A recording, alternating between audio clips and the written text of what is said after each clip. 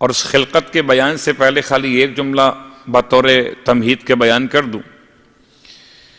ویسے آج کی شب کی مناسبت سے غروب آفتاب سے پہلے، غروب آفتاب کے بعد دو لمحات، ایک لمحہ غم جو ودا ہو چکا، ایک لمحات مسرت کے جو شروع ہو چکے۔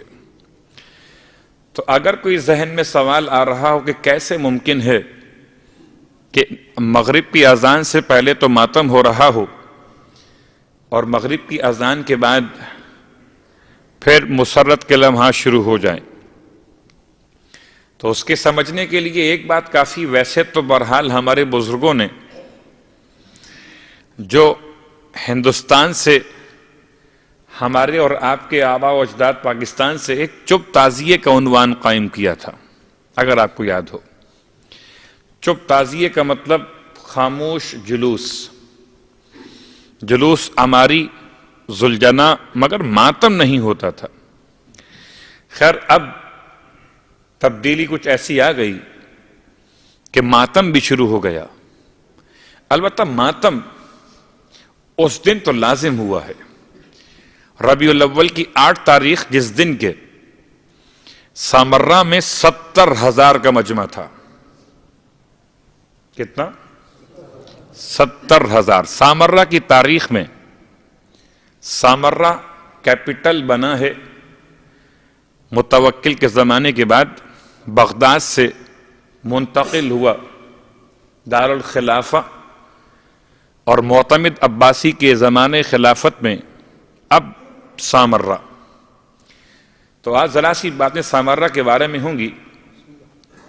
سامرہ کی تاریخ بیان شاید تھوڑی بہت آج ہو جائے، ورنہ کل بات چلی تھی مکے سے، آج پہنچنا تھی مدینے میں، اور اتفاق سے مدینے کا مسئلہ شام تک تو غم کے عنوان سے تھا اور اب خوشی کے عنوان سے ہے۔ لیکن 70,000 کا مجمع سامرہ میں، اور سامرہ کی تاریخ میں اس سے بڑا جنازہ اٹھایا ہی نہیں گیا۔ اتنا بڑا مجمع کبھی جمع نہیں ہوا۔ کیوں؟ وجہ کیا تھی؟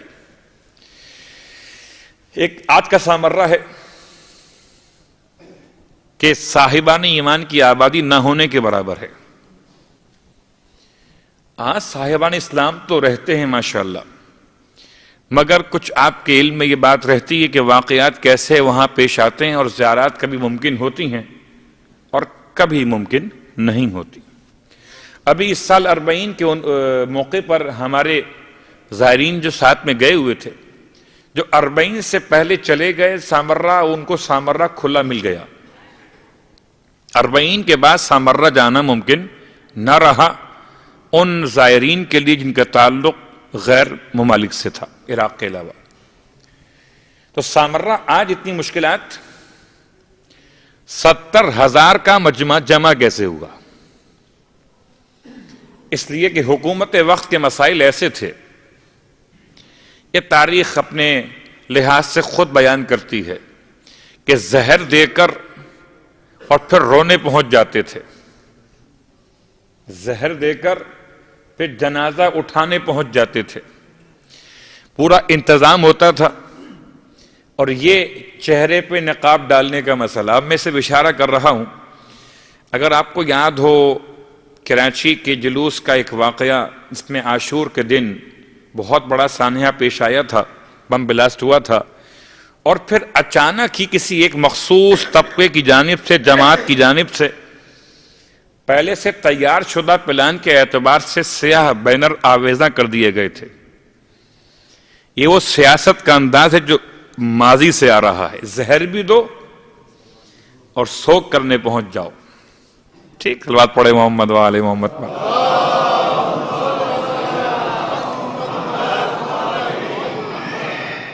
تو کسی کا نام لیے بغیر اشاروں میں بات کر رہا ہوں، یہ سیاست منافقت، سیاست بنو امیہ ہے کہ سامنے کچھ پیچھے کچھ۔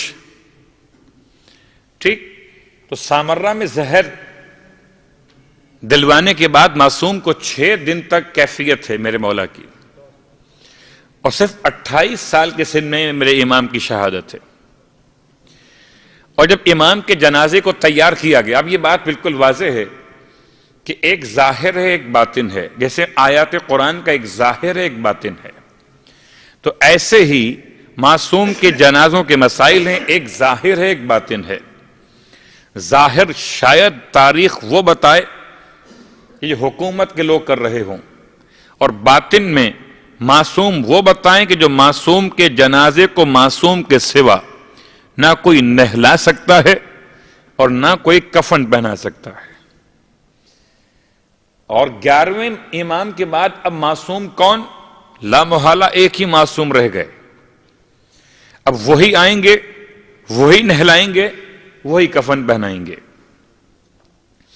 اور حالت اتنی زیادہ مشکلات کا شکار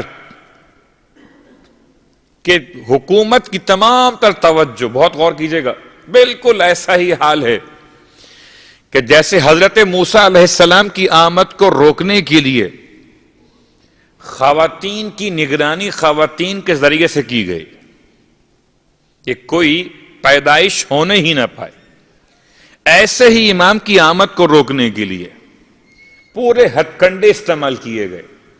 جس کو خدا بھیجنا چاہے اور ساری دنیا مل کر روکنا چاہے تو دنیا ناکام ہے، خدا کامیاب ہے۔ اور حیرت کی بات ہے کہ وقت کے فرعون ماضی کے فرعونوں کو کیوں بھول جاتے ہیں؟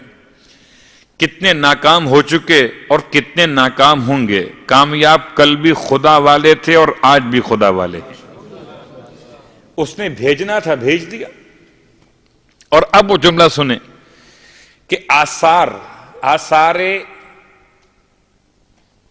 ولادت سے پہلے آثار حمل، یعنی جو کیفیت پہچان میں آتی ہے کسی آمد کے عنوان سے، وہ آثار خدا نے ایسے پوشیدہ کر دیے کہ غیر تو غیر، پرائے تو پرائے، خود حکیمہ خاتون سلام اللہ علیہ کو بھی معلوم نہیں ہو پا رہا کہ ان کی شخصیت کے عنوان سے کیسے ممکن ہے کہ کوئی آثار نہیں ہے، پیدائش کیسے ہوگی، آمد کیسے ہوگی، ظہور کیسے ہوگا، نزول کیسے ہوگا، آثار تو کوئی بھی نہیں ہے۔ بڑی آسان سی مثالیں ہیں، بغیر بادل کے بارش ہو سکتی ہے؟ آپ نے کہا نہیں ہو سکتی، میں کہتا ہوں ہو سکتی ہے، اس لیے کہ جس نے بارش کرنا ہے، بادل تو میرے اور آپ کے لیے ہیں، وہ بادل کا محتاج نہیں، بادل اس کے حکم کے محتاج ہیں۔ تو خدا چاہے تو بغیر بادل کی بارش ہو سکتی ہے، البتہ وہ اپنی سنت کو خود جاری کرتا ہے، وہ الگ موضوع ہے۔ فی الحال چونکہ میرا عنوان بادل و بارش نہیں ہے، خالی اشارہ کرنا تھا کہ کیا کوئی خاتون اگر 60 سال سے اوپر کی ہو جائیں تو کیا ان کے یہاں ولادت ہو سکتی ہے؟ کیا کوئی مرد اگر 90 سال کا بہت زیادہ ضعیف ہو جائے تو کیا باپ بن سکتا ہے؟ آپ کہیں گے میڈیکلی ممکن نہیں ہے، مگر تاریخ شاہد ہے کہ خدا نے اپنے انبیاء کو اس سن و سال میں صاحب اولاد کیا جن میں اسباب منقطع ہو چکے تھے۔ خدا اسباب کا محتاج نہیں، اسباب خدا کے محتاج ہیں۔ اب یہ بات تمہید کے لحاظ سے اور مکمل ہو گئی۔ تو اب امام کی آمد سے پہلے یہاں تک کہ شب نیمہ شعبان شروع ہو گئی، شب نیمہ شعبان 255 سن ہجرت، سامرہ، 2 اماموں کا مدفن، 2 امام دفن کیے گئے، 1 امام وہاں پیدا ہوئے۔ البتہ 11ویں امام کے بارے میں بھی اختلاف تاریخ ہے۔ اختلاف تاریخ اس لیے بیان نہیں کیا جاتا کہ آپ کا ذہن مشوش ہو جائے، اس لیے بیان کرتا ہوں کہ اگر کوئی کہیں اور پڑھ لے یا سن لے تو اس کے علم میں یہ بات پہلے سے رہے کہ 2 روایتیں آپ کے بارے میں کہ آپ کی کہاں پر ہوئی ولادت 11ویں امام کی، ایک مدینہ منورہ کے بارے میں جو معروف قول ہے، اور ایک خود سامرہ کے بارے میں۔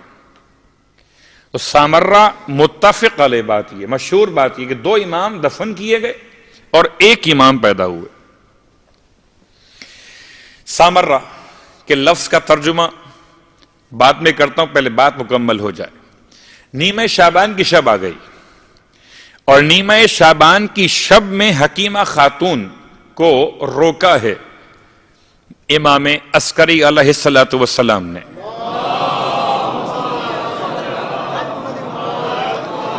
حکیمہ کون ہیں؟ حکیمہ آپ کی پھوپھی ہیں، 11ویں امام کی پھوپھی ہیں. اس کا مطلب 10ویں امام کی بہن، 9ویں امام کی بیٹی. رشتہ سمجھنا بڑا آسان ہے. حکیمہ خاتون دنیا کی وہ واحد خاتون ہیں جس نے سب سے پہلے امام زمانہ کو بوسہ دیا. دنیا میں آنے کے بعد جس خاتون نے سب سے پہلے امام کو بوسہ دیا، امام کو چوما اور پھر امام کی سفارت کی فرائض کو انجام دیا، حکیمہ خاتون پہلی وہ خاتون ہے. تو اب حکیمہ خاتون نیمہ شعبان، اب خاتون کا مسئلہ خاتون سے متعلق ہے. حیران ہیں کیسے ہوگی ولادت؟ یہاں تو آثار کوئی بھی نہیں ہے. رات کا آدھا حصہ نیمہ شعبان کی شب میں گزر چکا ہے. نیمہ شعبان، اور اس سے پہلے کہ مشوش ہو کر شک میں آگے بڑھ جائیں، حجت خدا کی آواز وہاں سے آ رہی ہے. امام فرماتے ہیں پھوپھی جان شک مت کیجئے، آج کی رات میں ہی خدا اپنی حجت کو بھیجنے والا ہے. تو بات چلی یہ تھی کہ خدا نے ایسے پردے میں رکھا. سامرہ مشکلات کیا ہیں؟ بات چلی کہاں سے تھی؟ 11ویں امام کے جنازے میں 70,000 افراد کا ہجوم. بات چلی کہاں سے تھی کہ 11ویں امام کو کفن اور غسل کس نے دیا؟ بات چلی کہاں سے تھی کہ 5 سال کا شہزادہ اس لیے نگاہوں میں ہے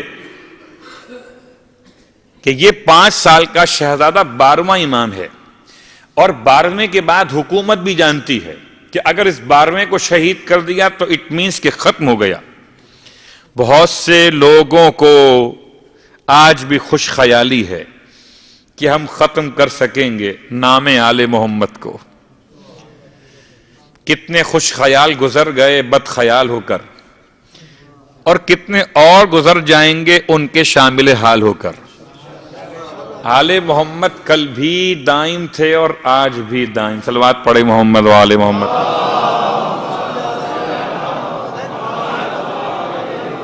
درست ہے. تو باتیں اسٹیپ بائی اسٹیپ چلی کہاں سے تھیں؟ 11ویں امام کے حالات سے ہم پہنچے تھے 12ویں امام کے حالات تک. 5 سال کا شہزادہ، 255 میں امام کی آمد ہے نیمہ شعبان، 15 تاریخ شعبان کی، اور بالکل آخر وقت میں آپ کی آمد، رات کا آخری حصہ. اور اس کے بعد 5 سال مکمل ہوئے. 260 سن ہجرت میں امام علیہ السلام کی شہادت، آپ کے والد 11ویں امام. اور 11ویں امام کی شہادت کے بعد اب آپ کے 2 مسائل ہیں. ایک اپنے آپ کو پوشیدہ کرنا، ایک اپنے باپ کے غسل و کفن کی ذمہ داریوں کو انجام دینا. بالکل وہی انداز جو اس سے پہلے شہر طوس میں گزر چکا ہے کہ ایک حکومت کے انتظامات تھے. چلیے اس سے پہلے وہ سن لیجئے، جو بغداد کے پل پر جنازے کو رکھا گیا تھا، اس جنازے کو غسل و کفن کس نے دیا؟ ایک ظاہر قول ہے، ایک باطن قول ہے. کس نے دیا؟ سلیمان ابن جعفر نے دیا، جس نے سب سے مہنگا ترین کفن تاریخ کا سب سے مہنگا ترین کفن امام موسی کاظم علیہ السلام کو دیا گیا. ایک ظاہر قول ہے، ایک باطن ہے. باطن یہ ہے کہ سنت الہیہ جاری ہو رہی. اور اس سے پہلے کہ بات کو اور آگے بڑھاؤں، ایک اور جس کا حوالہ امام حسن عسکری علیہ السلام کے غلام نے بیان کیا.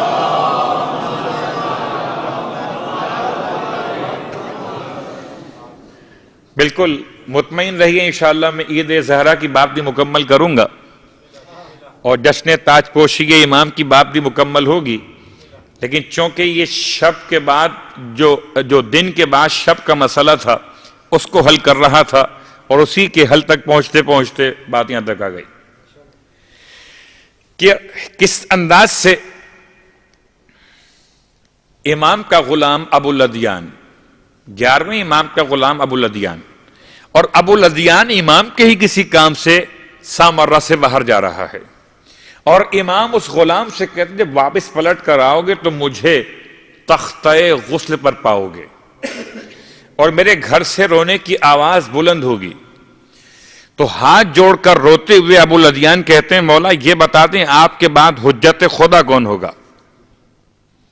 ارشاد فرمایا ابو الادیان پہچاننا کہ جو تم سے ان تمام تر خطوط کو طلب کرے جو تم اب جا رہے ہو میری طرف سے لے کر، پھر میرے نمائندوں سے مل کر جو ان سے لے کر آؤ گے، جو ان خطوط کو طلب کرے، جو ان تمام تر امانتوں کو تم سے کہہ کر طلب کرے، درہم و دینار کو بتا سکے، اپنی مہر لگا سکے، اور خاص طور پہ ایک نشان یاد رکھنا، جو میرے جنازے کی نماز پڑھائے۔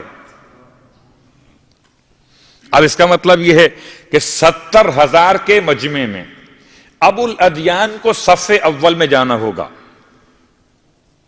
ابو الادیان کو صف اول میں جانا ہوگا، اور صف اول میں اتنا قریب جانا ہوگا کہ جہاں رکھا ہوا ہے جنازہ وہاں تک پہنچ جائے۔ تو پہلی بات سنیں، قاضی محمود گورنمنٹ کا نمائندہ، اس کو گورنمنٹ نے معین کیا کہ تم جنازے کی نماز پڑھاؤ گے، اور پوری پہلی صف وزراء کی،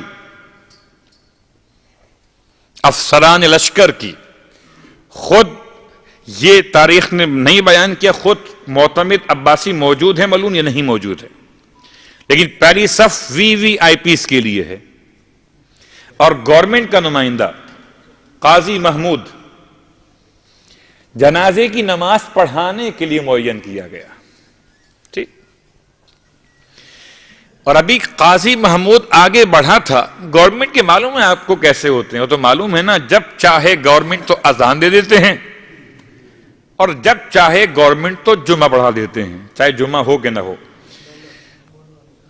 آج کل جیسے چھٹی کا مسئلہ ہو گیا نا، جب چاہو صلوات پڑھے محمد و آل محمد۔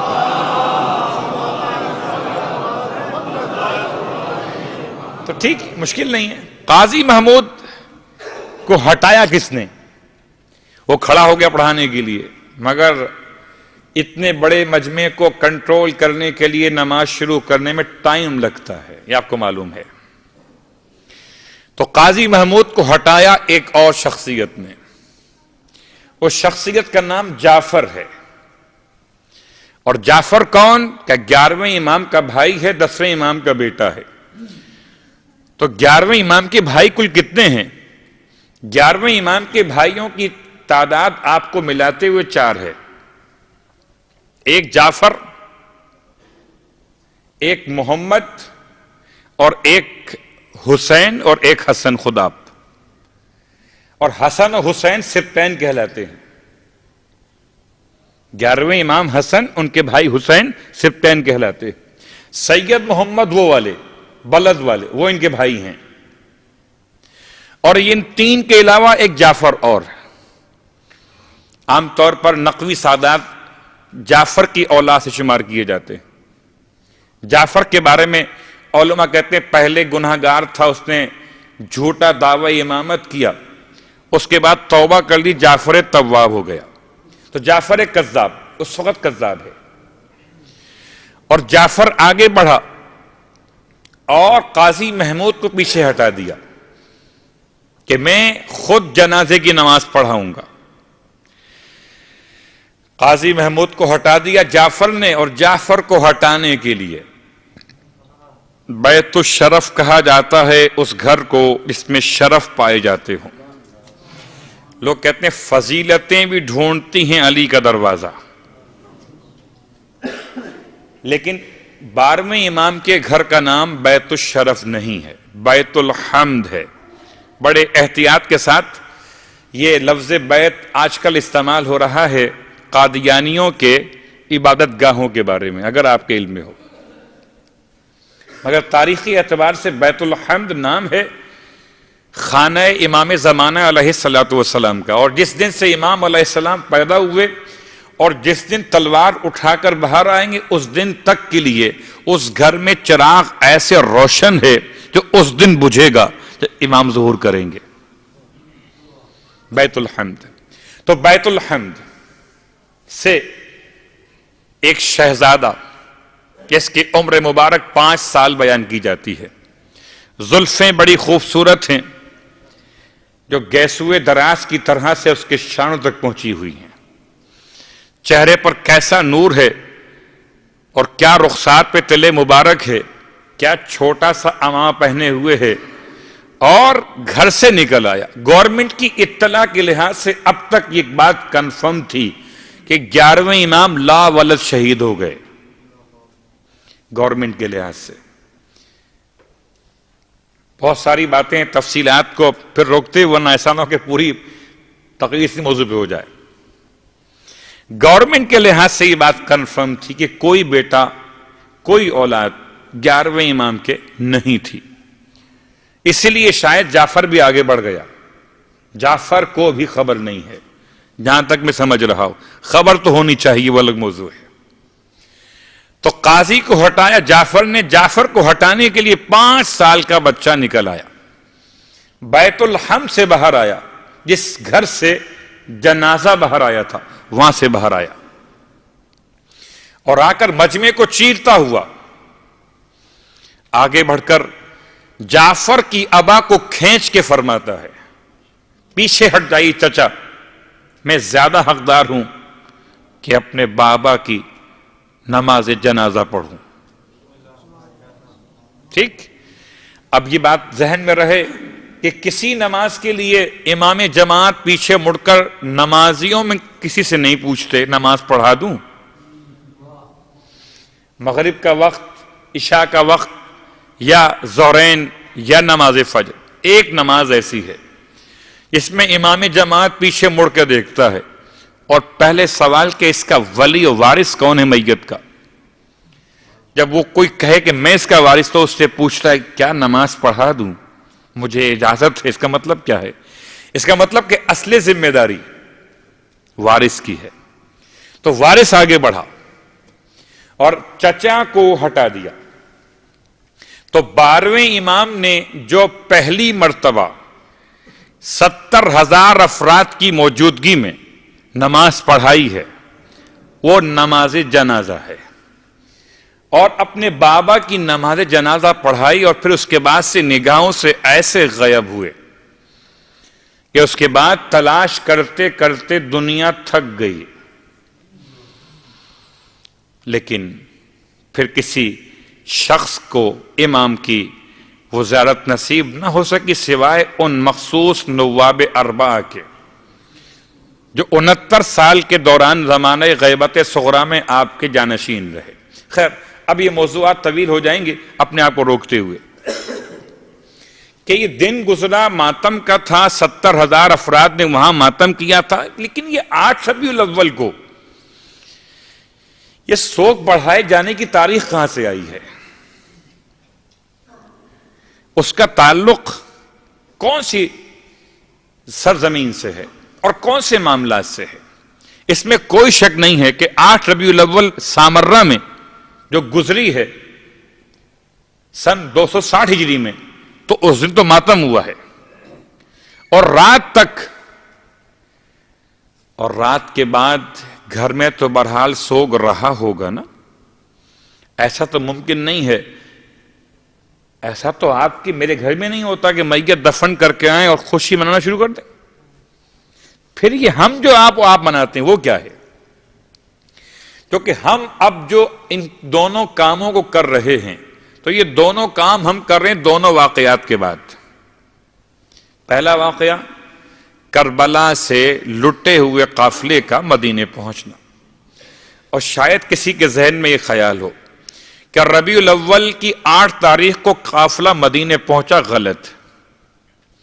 ربیع الاول کی 2 تاریخ کو قافلہ مدینے پہنچ گئے. تو اگر قافلہ مدینے پہنچنے پر سوگ ختم ہو جانا چاہیے تو ربیع الاول کی 2 تاریخ ہونی چاہیے تھی. لیکن اس کا تعلق قافلے کے پہنچنے سے نہیں ہے، اس کا تعلق امام کے اس فرمان سے ہے جو کربلا کے واقعے کے 4 سال گزرنے کے بعد ربیع الاول کی 9 تاریخ جب آئی اور عمر ابن سعد کا کٹا ہوا سر امیر مختار ثقفی نے چوتھے امام کی خدمت میں اس وقت روانہ کیا اور بھیجنے والے قاصد سے کہا خبردار مدینے جب پہنچو پہلے انتظار کرنا کہ وقت افطار ہو جائے۔ مختار کے علم میں یہ بات موجود تھی کہ سید سجاد روزے کی حالت میں رہتے ہیں، دن میں تو کھانا کھا ہی نہیں سکتے، تو ایسے وقت میں جانے دسترخوان بچھا ہوا اور چوتھے امام کی اپنی دعا تھی کہ میں اپنے بابا کے قاتل کا سر اس وقت دیکھوں اپنے سامنے جب دسترخوان بچھا ہوا ہو۔ تو جو اذہان عالیہ میں 2 ربیع الاول کا مسئلہ یا 8 کا مسئلہ، یہ اس سال کی بات ہی نہیں ہے۔ بہت اپنے آپ کو پھر روکتے ہوئے کس سن میں قافلہ واپس آیا اسی سال واپس آیا ممکن نہیں ہے۔ جس سال امام شہید ہوئے ہوں اس سال قافلہ جائے قید ہو کر بھی واپس کربلا ہوتا ہوا آ جائے ممکن نہیں ہے۔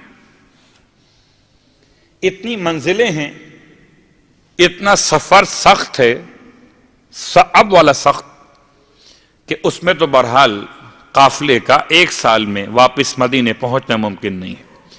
تو 61 کے بجائے 62 سن ہجرت،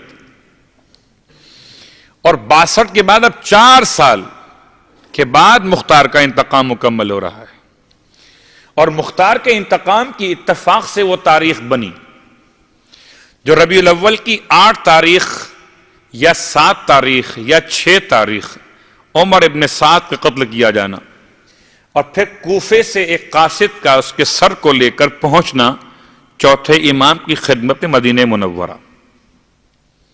تو 9 ربیع الاول جب یہ کٹے ہوئے سر کو پیش کیا گیا تو امام نے شکر کا سجدہ کیا، اور پھر امام اٹھے اور اٹھ کر بیبیوں کے حجرے میں پہنچے۔ 4 سال تک بیبیوں نے سوگ نہیں بڑھایا تھا۔ ان 4 سالوں میں 9 ربیع الاول بھی آئی تھی، یاد رکھیے گا۔ 4 سال تک بیبیوں نے سوگ نہیں بڑھایا تھا۔ سوگ کا مطلب کیا ہے؟ صلوات پڑھے محمد و آل محمد۔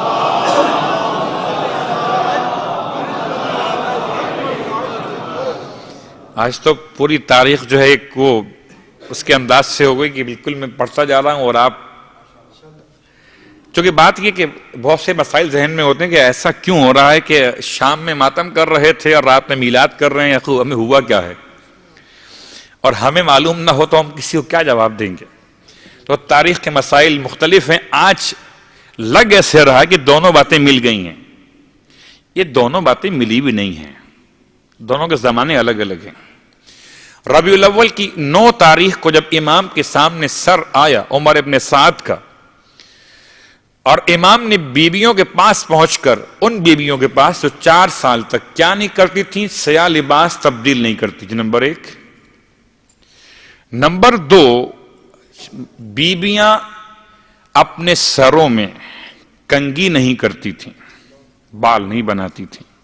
سوگ کا مطلب تیل نہ ڈالنا، آنکھوں میں سرما نہ لگانا، بالوں کو نہ سنوارنا، سیاہ لباس پہن کر رکھنا، اور 4 سال تک ان بیویوں کے گھروں سے دھواں کسی ایسے پکانے کے عنوان میں جس کو جو کھانے تیار کیے جاتے تھے زمانہ عرب میں، تو دھواں اٹھتے ہوئے نہیں دیکھا جاتا۔ 4 سال تک وہ دانے، وہ چنے یا وہ خوراک جو ایک سوگوار کھاتا ہے، جس میں کڑائی کا چڑھنا آپ کے ذہن میں آیا کہ ہندوستان سے ہمارے آبا و اجداد نے کہ 2 مہینے 8 دن ہمارے گھروں میں ایسا ہوتا تھا کہ وہ کڑائی نہیں چڑھتی تھی، مچھلی نہیں فرائی ہوتی تھی، یا وہ جو روایت سرکار امام جعفر صادق علیہ السلام کی کربلا کے بارے میں ہے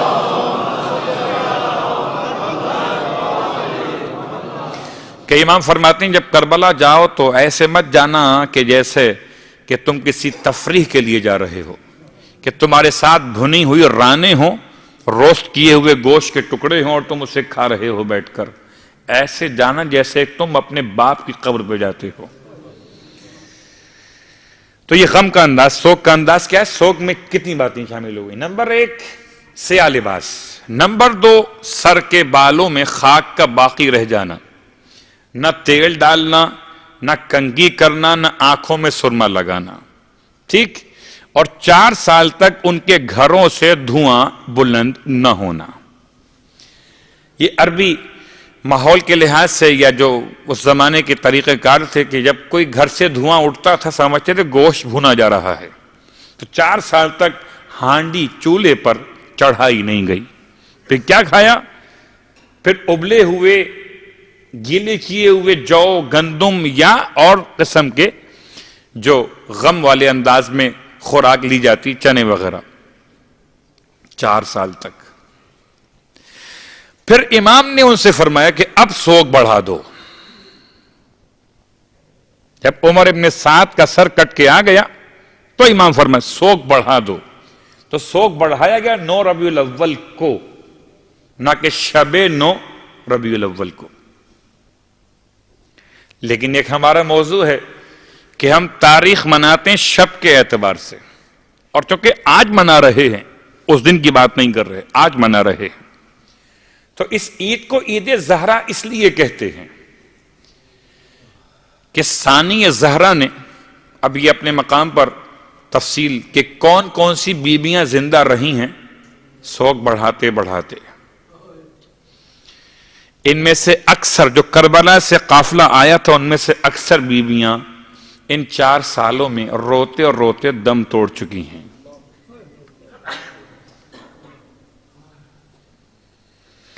لیکن بہرحال عید زہرا کہے جانے کا مطلب ایک وہ دعا کا پورا ہو جانا جو چوتھے امام کی دعا ہے کہ میرے بابا کے قاتل کا سر میرے سامنے اس وقت پہنچے جب دسترخوان لگا ہوا ہو، اور پھر امام کا اٹھ کر خواتین سے جو بھی موجود ہیں اس زمانے میں ان سے کہنا سوگ بڑھا دو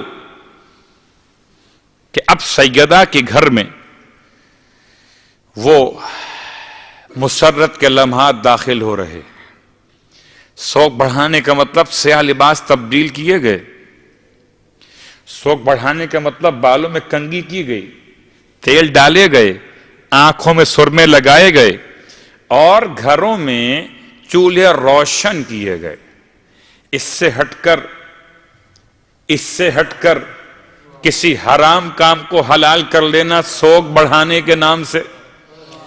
ہم عزاداری بھی اگر مناتے ہیں تو ان کی دی ہوئی، تو جیسے عزاداری مناتے ہو ویسے عزاداری بڑھایا بھی کرو۔ صلوات پڑھے محمد و آل محمد۔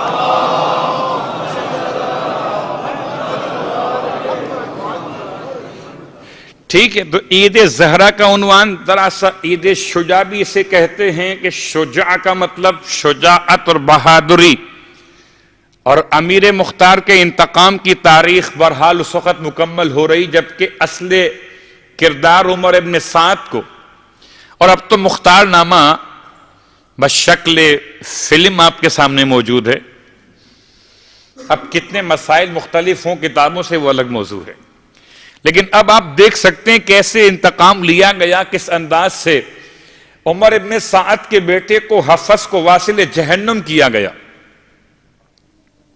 وہ تمام اب تو بالکل آسان مشکل نہیں ہے، تو اب مختار نامہ سننے کے بجائے مختار نامہ دیکھا بھی جا سکتا ہے۔ بہرحال تو یہ عید شجاع کیوں کہ شجاعت و بہادری آج کے دن مکمل ہو رہی ہے کہ اتنا بڑا لشکر تھا یزید کا، اور قید میں بیٹھے ہوئے ایک مومن نے جس کو میثم تمار نے بشارت دی تھی کہ تم رہا ہو جاؤ گے، کوئی دور دور تک رہائی کا امکان نہیں تھا بلکہ سزائے موت کے لیے فیصلہ ہو چکا تھا مختار ثقفی کی، مگر ایسے اسباب خدا نے بنائے کہ اوپر سے آرڈر آئے کہ اس کو رہا کر دیا جائے۔ میثم کی بات سچی ہوئی، مختار نے انتقام خون حسین لیا اور جب انتقام خون حسین مکمل ہوا، دن ہو گیا عید شجاع، بہادری کی عید زہرا. یہ سیدہ کے دل کو خوشی پہنچائی مختار نے خون حسین کا ایک انتقام ظاہری اعتبار سے لیتے ہوئے. ٹھیک. اور اس کے بعد تیسرا مسئلہ اس عید کا، کہ اس عید کا نام جشن تاج پوشی امام زمانہ علیہ السلام بھی ہے.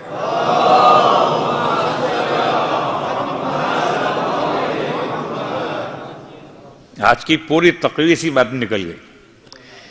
جو ہمارا اصل عنوان تھا وہ تو آج شروع نہیں ہو پایا. جشن تاج پوشی امام زمان یہ کیا ہے؟ اور اس پر بہت ساری باتیں آپ کے علم میں پہلے سے موجود ہیں، تو اپنی بات کو سمیٹتے ہوئے اور پھر اپنے موضوع سے متعلق چند باتیں آج بیان کرتے ہوئے سامرہ کی تاریخ بیان کروں گا امام کے عنوان سے. جشن تاج پوشی امام زمان کیا ہے؟ تاج کا مطلب کیا تاج ہے؟ تاج کا مطلب تاج نہیں ہے، بلکہ اردو میں یا پنجابی سرائکی میں یا سندھی زبان میں یا ان قبائل میں کچھ ایسے مسائل ہوتے ہیں، پگ بندی ہوتی ہے، دستار بندی سے کہا جاتا ہے. یہ کیا ہوتی ہے؟ کہ یہ وہ ہوتی ہے کہ باپ کے مرنے کے بعد جو باپ کا وارث ہوتا ہے، اس کو شریعت حبوہ کہتی ہے 5 باتیں کہ جو بڑے بیٹے کو ملتی ہیں باقی بیٹوں اور بیٹیوں کے مقابلے میں. ان میں سے ایک دستار ہے، ایک وہ پگڑی ہے، وہ امامہ ہے، اس کو آپ تاج کہیے، امامہ کہیے، دستار کہیے، پگڑی کہیے. وہ ملنا یعنی نصب ہو جانا، اس کی جگہ پر باقی بیٹھ جانا. 5 سال. تو کیا کوئی باقاعدہ تقریب ہوئی تھی؟ تقریب تو کیسے ہوگی؟ ممکن نہیں ہے. اس لیے کہ امام پردے غیبت میں چلے گئے.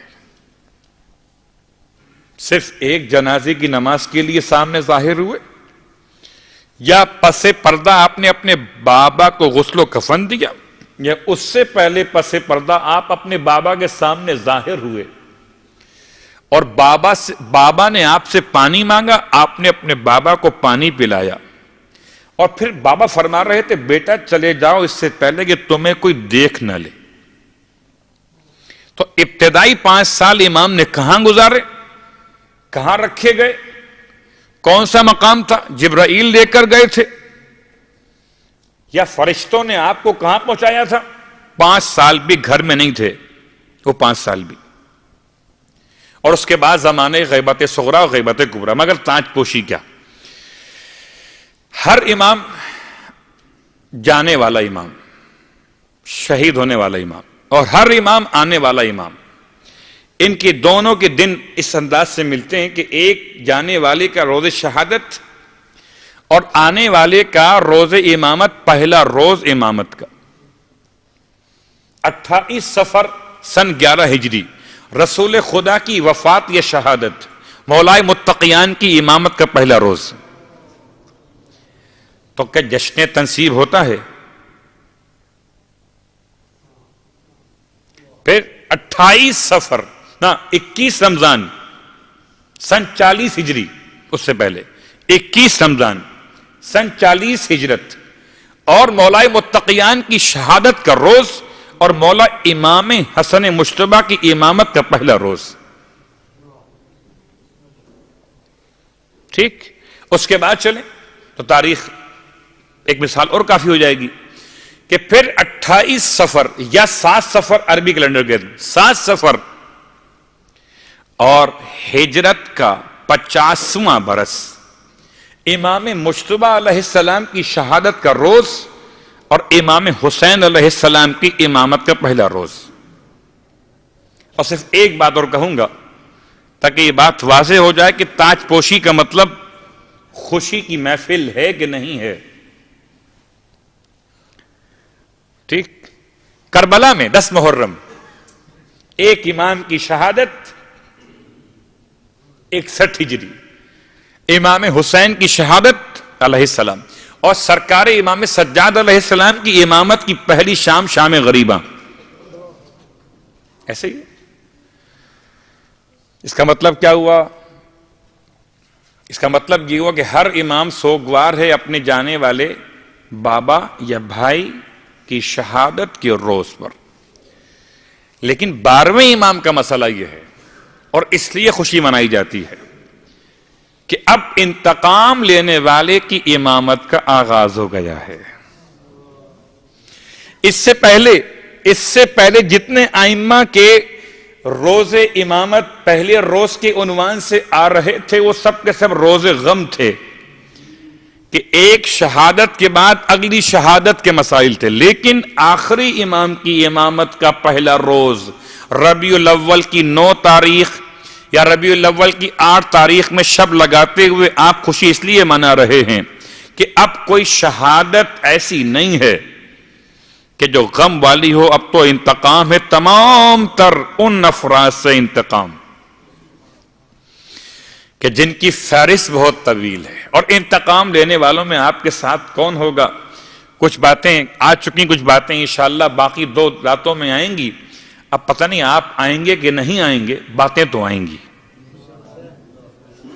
صلوات پڑھ لیں محمد و آل محمد. باتیں تو آئیں گی.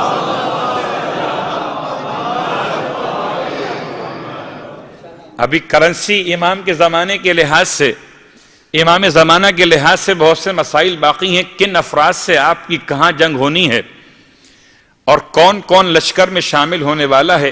کچھ خواتین کی باتیں آ چکی ہیں. آج کچھ مردوں کی باتیں شروع کرتے ہوئے آپ کے چہروں پر مسرت دیکھتے ہوئے لازم ہے کہ آج مومن خوشی منائے. اگر کوئی آپ سے پوچھے کرتے کیا ہو، یہ جواب دیجئے گا ہم اس مٹی سے بنائے گئے جو مٹی آل محمد کی مٹی سے بچی ہوئی تھی. تو اگر آل محمد کے گھر میں غم ہو تو ہم غم بناتے ہیں، چاہے دن ہو کہ رات ہو. اور اگر آل محمد کے گھر میں خوشی ہو تو ہم خوشی مناتے ہیں، چاہے غم ہو یا دن ہو یا رات ہو. تو ہماری نہ اپنی خوشی ہے نہ اپنا غم ہے. پھر بھی کوئی اگر سوال کرے تو پوری تاریخ میں نے آپ کو سمجھا دی. یہ شب کی اہمیت کیا؟ 9 ربیع الاول کی شب. اور یہ شب بڑی زیادہ اہمیت اس اعتبار سے کہ شاید اب تک جتنے معصومین کو امامت بطور ناطق ملی تھی ان سب کے سن مبارک اس سے زیادہ تھے. سب سے کم سن امامت کی تاریخ میں وہ امام جس کو امامت کی شان عطا ہو رہی ہو بطور ناطق، وہ 12واں امام ہے. کتنا اچھا مسئلہ. 12واں امام 5واں سال. تو 5ویں سال میں 12ویں امام کو ربیع الاول کی 9 تاریخ 9 کا ہنسا بڑا مبارک آپ جانتے، اور ہنسوں میں سب سے بڑا ہنسا ہے. اور ربیع الاول کا مہینہ، پہلی بہار، 9 تاریخ، 12واں امام، 5واں برس. ہر طرف خوشیاں ہی خوشیاں ہیں. تو مومنوں کے چہرے پہ خوشیاں کیوں نہ ہوں؟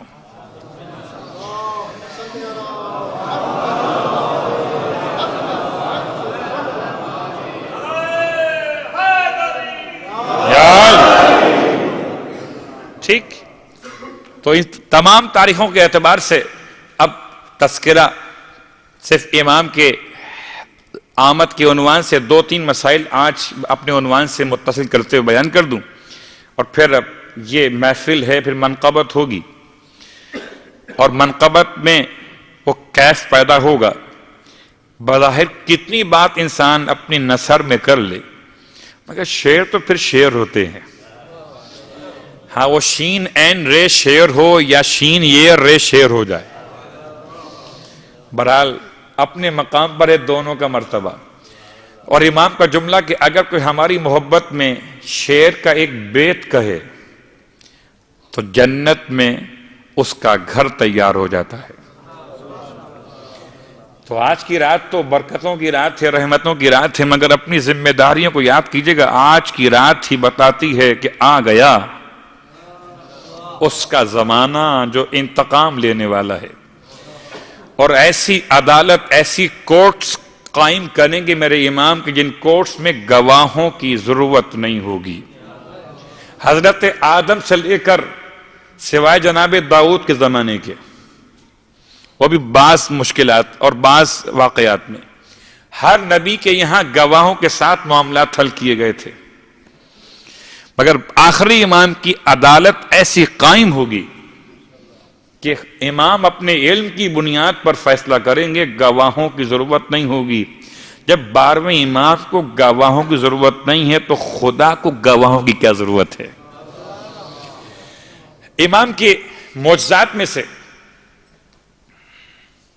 3 باتیں صرف آج، اور پھر 2 امام کے سپاہیوں کا تعارف اور آج کی محفل تمام، پھر باقی باتیں کل کے لیے، پرسوں کے لیے۔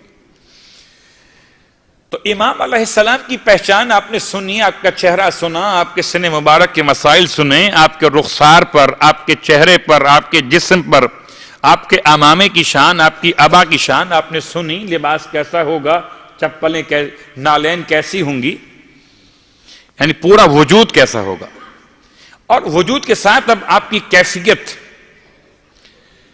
روئے زمین پر صرف 2 ہی شخصیات ایسی ہیں جن کا سایہ زمین پہ نہیں پڑا،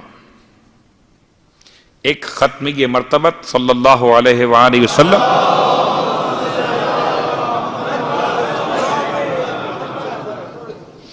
اب وہ اپنے مقام پر ہے کہ شاعر یہ کہہ کر یاد کرے کہ لوگ کہتے ہیں کہ سایہ آپ کے وجود اقدس کرنا تھا، میں تو کہتا ہوں کہ ہر ایک شے پر ہے سایہ تیرا، تو وہ اپنے مقام پر، لیکن سایہ نہیں تھا۔ 12ویں امام کی ایک پہچان یہ کہ 12ویں امام کا بھی سایہ نہیں ہوگا، روئے زمین پر آپ کا سایہ کا مطلب خیر تفسیر میں چھوڑ دیتا ہوں، فی الحال یہ پہچان یاد رہے کہ کنیت وہ والی ابو القاسم، اور نام وہی والا میم ہے، میم دال۔ ایک زمانہ ایسا گزرا ہے کہ امام کا نام اس انداز سے لیا جانا لازم تھا کہ میم ہا اور میم دال، بعد میں اب ہم اور آپ ملا کے پڑھ دیتے ہیں۔ اور تیسرا، نہ ان کا سایہ زمین پہ پڑتا تھا اور نہ ان کا سایہ زمین پہ پڑے گا۔ اس کے بعد امام کی شان میں 2 باتیں اور، کہ امام علیہ السلام جب چلیں گے تو اپنا تو سایہ نہیں ہوگا، مگر آپ کے سر پر بادل کا ٹکڑا سایہ فگن ہوگا۔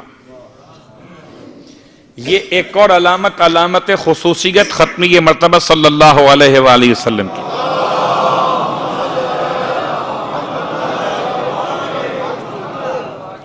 تھوڑی سی تبدیلی کے ساتھ، تھوڑے سے اضافے کے ساتھ، کہ جو اللہ کے رسول کے سر پر بادل کا ٹکڑا سایہ کرتا تھا اس میں سے آواز نہیں آتی تھی، اور جب 12ویں امام کے سر اقدس پر بادل کا ٹکڑا سایہ کرے گا تو اس میں سے آواز بھی آئے گی، اور وہ آواز یہ ہوگی کہ پہچان لو یہی مہدی برحق ہیں۔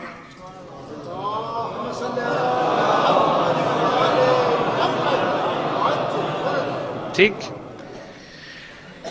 لیجئے آج کی حد تک میں نے بات کو مکمل کیا، مگر چونکہ آپ سے کہہ دیا کہ بہرحال 2 افراد کا نام آج لوں گا، ان میں سے ایک نام بہت غور کیجئے گا، ایک نام اسماعیل، امام کے سپاہیوں میں اسماعیل۔ اسماعیل کون ہے؟ اسماعیل ابن امام جعفر صادق علیہ السلام۔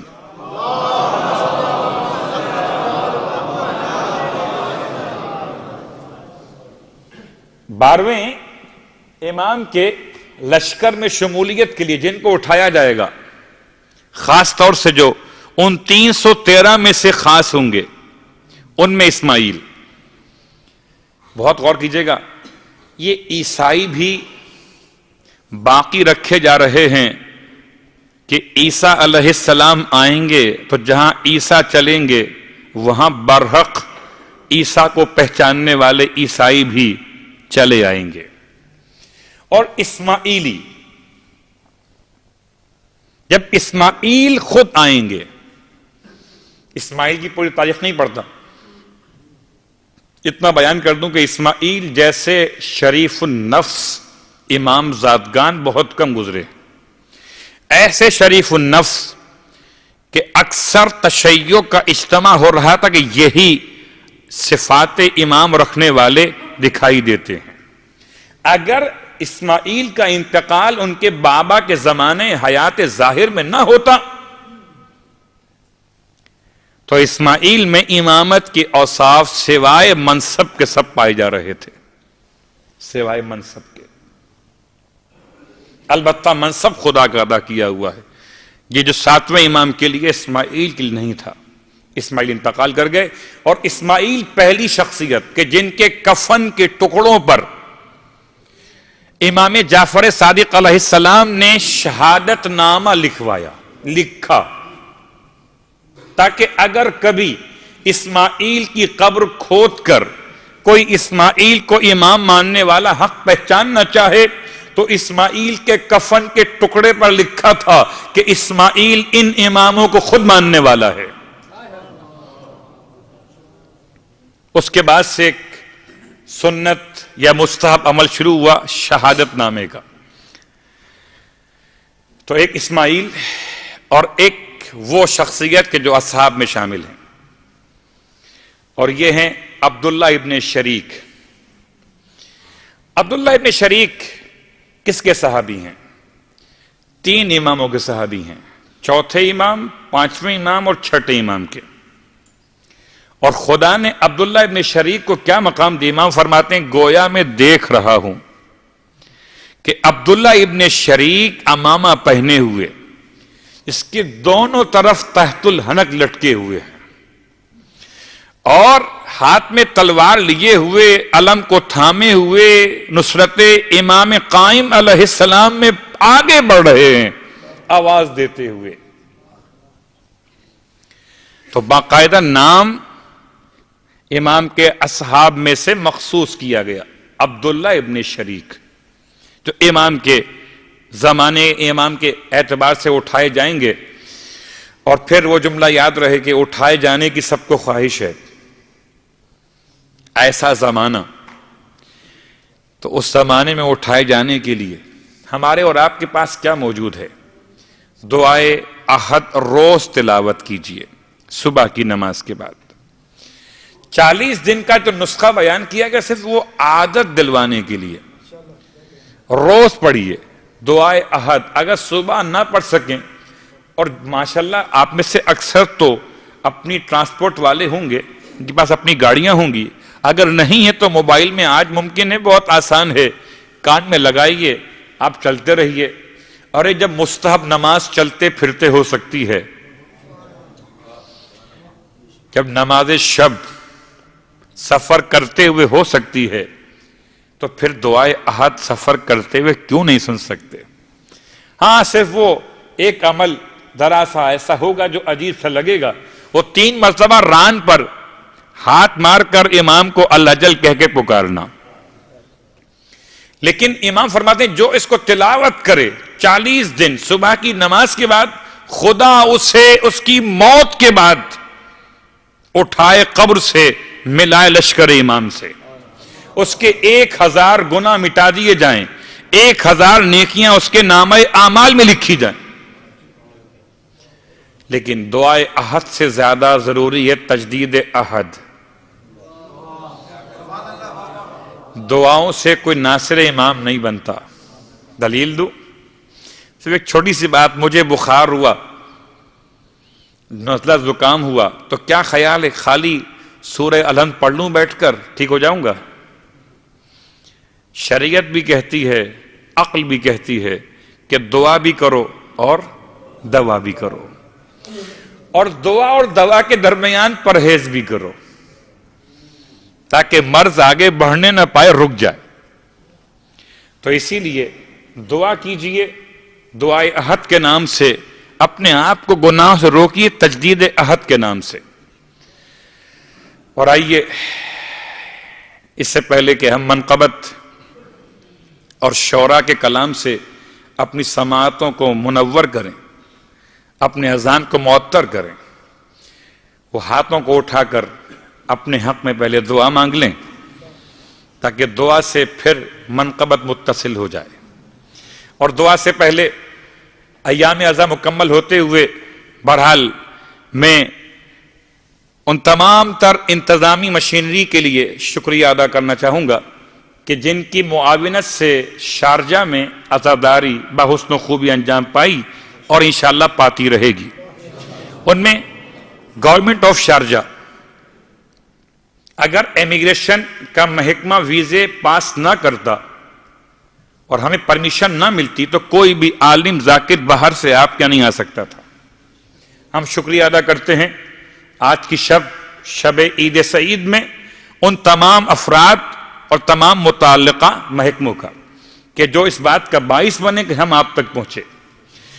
اس کے بعد دوسرا شکریہ ادا کرتے ہیں انتظامیہ، شہر کی انتظامیہ، بلدیہ، سٹی گورنمنٹ، جس نے اس پورے انتظامات کے لحاظ سے اوقاف جعفریہ شارجہ سے تعاون کرتے ہوئے ہمارے اور آپ کے لیے سہولتیں باقی رکھیں اور ساتھ دیتے رہے. ان کے ساتھ دیے بغیر بہرحال یہ عمل ممکن نہیں ہو سکتا تھا. اور یہ شکریہ اس لیے ادا کرتے ہیں کہ جیسے وہ اس طرح کرتے رہے اب تک انشاءاللہ آئندہ بھی سلسلہ ازا کا جاری رہے گا. ان کو بھی دعا ملے گی جناب سیدہ کی اور سب کو جزا ملے گی جناب سیدہ کی. ہم سب کو ہم شکریہ ادا کرتے ہیں. اس کے بعد ان تمام اپنے دوستوں کا، ساتھیوں کا، والنٹیئرز کا، واقعاً آپ تو جانتے ہیں، میں بھی جانتا ہوں کہ کتنے لوگ کب سے کام کر رہے ہوتے ہیں. جب سے 6 مہینے پہلے، 3 مہینے پہلے، 2 مہینے پہلے ہم سے ہمارے پاسپورٹ کی کاپیز منگوانا، پھر ٹکٹس کے لیے، پھر ویزے کے لیے اپلائی کرنا، ساری محنت کرنا، ہمیں میل کرنا، ہمیں میل کا ملنا، جو پس پردہ کام کرنے والے ہیں ان تمام ایک ایک والنٹیئر کی اہمیت ہے. جو دکھائی نہیں دیتے، جو اپنے آپ کو شو نہیں کرتے، وہ سب کے سب معتبر ہیں. ان سب کے حق میں دعا کرتے ہیں آج کی شب کہ شب امام زمان ہے، مالک یہ خدمت امام زمان کر رہے ہیں، ان کو اجر حسین، اجر جزیل عنایت فرما دے. ساتھ ساتھ پھر وہ کچن میں کام کرنے والے یا نیاز پیک کرنے والے، میرا یہاں پڑھنا آسان ہے بیٹھ کر، لیکن اپنے دن بھر کی جاب کے بعد بیٹھ کر نیاز پیک کرنا، اور پھر میرا کہیں نام نہ ہو، میری کوئی پہچان نہ ہو، مجھے کوئی جانتا بھی نہ ہو کہ میں کیا کر کے آیا ہوں، اس پر بھی اتنا مطمئن رہنا. میں سلام پیش کرتا ہوں ان تمام اپنے ساتھیوں کو، بلکہ میں تو ان سے کہتا ہوں کہ شاید میرا عمل بعد میں قبول ہو اور ان کا عمل مجھ سے پہلے قبول ہو جائے. تو وہ کام کرنے والے، مائک کا انتظام کرنے والے، وہ ویڈیو کے انتظامات کرنے والے، وہ تمام تر باہر ٹریفک کنٹرول کرنے والے ہمارے والنٹیئرز، وہ سب کے سب قابل تحسین ہیں. اور ان سب کو سنبھالنے والے انتظامی امور سے یہاں کے امام بارگاہ علی رضا کے انتظام چلانے والے وہ 2 برادران جو آپ کے علم میں ہیں، صابر اور شاکر بھائی. اس میں کوئی شک نہیں ہے کہ شکریہ ادا کرنا ہم سب کے لیے لازم ہے. کہ بہرحال خدا کس سے کام لیتا ہے وہ الگ موضوع ہے، لیکن جس سے کام لیتا ہے ہم وسیلے کے قائل ہیں اور وسیلے کا احترام کرنا لازم ہے. اب میں آپ سے التماس کرتا ہوں جیسے آپ نے اب تک تعاون کیا ایسے آئندہ بھی آپ کا تعاون شامل حال رہے. تو یہ پروگرامز یاد رکھیں، کوئی نعرہ، کوئی ایسی آواز، کوئی ایسی حرکت یا کوئی ایسا عمل جو ہمارے اس سلسلہ ازا کو نقصان پہنچائے، شرعاً حرام، گناہ کبیرہ ہے. کسی غلط جگہ گاڑی پارک کر دینا حرام ہے، گناہ کبیرہ ہے. اگر راستہ بند ہو کسی گھر کا، یا باہر نکل کے گفتگو کرنا اور نیاز کھانے کے بعد ریپر کو باہر پھینک دینا کہ یہاں کے رہنے والے کہیں کیا مصیبت ہے یہ امام بارگاہ، الیاذ باللہ من ذالک. اس سے پہلے کہ کوئی ہمارے امام بارگاہ کو ہمارے عمل کی بنیاد پر اچھا نہ سمجھے، ہمیں ایسا ماحول پیدا کرنا ہے کہ علاقے کے لوگ ویلکم کہیں، اچھا اب پھر کب ایام اعزا آئیں گے؟ ہزاروں لوگ آئیں گے اور بڑے سکون سے آئیں گے، ہم بھی سکون سے رہتے ہیں کہ ہزاروں کا مجمع آتا ہے اور کوئی شور شرابہ بالکل نہیں ہوتا، تو اس عزاداری سے ہمیں کوئی تکلیف نہیں ہے۔ اب یہ میری اور آپ کی ذمہ داریاں ہیں، اسے ہم کیسے پورا کرتے ہیں؟ یہ ہماری اور آپ کی واقعاً آزمائش ہے، اور کامیابی اسی میں ہے کہ شارجہ بارگاہ اس طرح شاد و آباد رہے، مومنوں سے، مومنات سے، انتظام کرنے والوں سے۔ اور پھر آخر میں ایک شکریہ اس کا لازم ہے جو اوقاف جعفریہ نے بڑا احسان کیا کہ بہرحال کہاں کہاں مجلسیں کرتے پھرتے، اپنا امام بارگاہ تھا وہ تو بن رہا ہے، اور اس کے حق میں دعا کرتا ہوں کہ وہ بن رہا ہے، اور کیسا بن رہا ہے کہ جس نے بھی اس میں رکاوٹ ڈالی خدا اس کی ہدایت کرے، جو اس کی تعمیر میں رکاوٹ بنا ہوا ہے اس کی خدا ہدایت کرے، اور اگر قابل ہدایت نہ ہو تو پھر اپنے پاس ہی بلا لے۔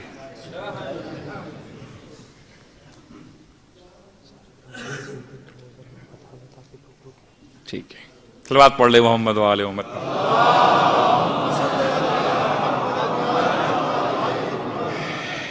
اور ویسے تو آپ سوچ رہے ہیں کہ میں کیوں سب باتیں کر رہا ہوں، کہ میں اب اتنا آپ کی خدمت میں آنے جانے لگا ہوں کہ لوگ مجھے کہتے ہیں آپ تو اب رمضان والے مولوی صاحب ہو گئے، تو اس لیے ساری باتیں کہ میں اب اپنے اس ماحول کو اپنا خیال کرتے ہوئے کہتا ہوں کہ ہم اور آپ مل کر اس بارگاہ کو ہر ایک شخص آپ میں سے ہر ایک شخص یہاں پر انتظام میں ثواب میں بالکل شامل ہے۔ اور پھر اوقاف جعفریہ کا شکریہ ادا کرتے ہوئے میں بات کر رہا تھا امام بارگاہ علی رضا شارجہ کی تعمیر کی، تو بہرحال بہت ساری محنتیں، بہت سارے اس پر دعائیں ہمارے ساتھ شامل حال ہیں، البتہ شاید ابھی اور وقت لگے، اور ہماری شاید آج کی شب کی دعا مولا امام زمان آپ کی خدمت میں غلام عرض کرتے ہیں کہ یہ آج کی محفل یہاں ہو رہی ہے، آپ کو اپنی جد ماجدہ کا واسطہ، اب آئندہ 9 ربیع الاول کب تک اس امام بارگاہ اور مسجد کو استعمال کریں گے؟ آخر کبھی تو واپس ہمیں وہ مقام ملنا چاہیے کہ جہاں پھر ہم اپنے اعتبار سے جو عزاداری کیا کرتے تھے اسی انداز سے کریں گے۔ تو مولا اگلے سال کے آنے سے پہلے 9 ربیع الاول سے پہلے آپ کو آپ کی جد ماجدہ کا واسطہ، آپ کو آپ کے جد غریب الغربا امام رضا کا واسطہ، جس کے نام کی امام بارگاہ ہے، کہ اگلے سال امام بارگاہ ایسی تیار ہو چکی ہو کہ تمام امام کے عزاداروں کے لیے وہ جگہ اتنی وسیع ہو جائے کہ جیسے چادر تطہیر وسیع تھی پنجتن کے بعد جبرائیل کے لیے بھی۔ انشاءاللہ یہاں بیٹھنے والے، کھل کے بیٹھنے والے، آرام سے بیٹھنے والے، وہاں بھی اطمینان سے انشاءاللہ بیٹھیں گے، استفادہ کریں گے۔ اور پھر میں دعا کرتے کرتے بہت ٹائم لے گیا آپ کا، لیکن کیا کروں